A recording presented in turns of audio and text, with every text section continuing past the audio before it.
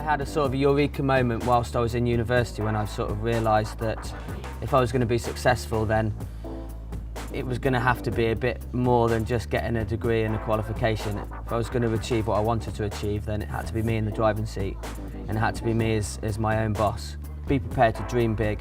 Don't let people tell you that you can't do whatever it is that you want to achieve.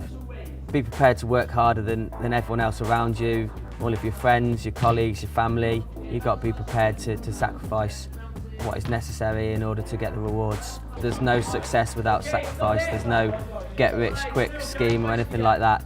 But it's all about putting the hard work in now so you can reap the rewards later on.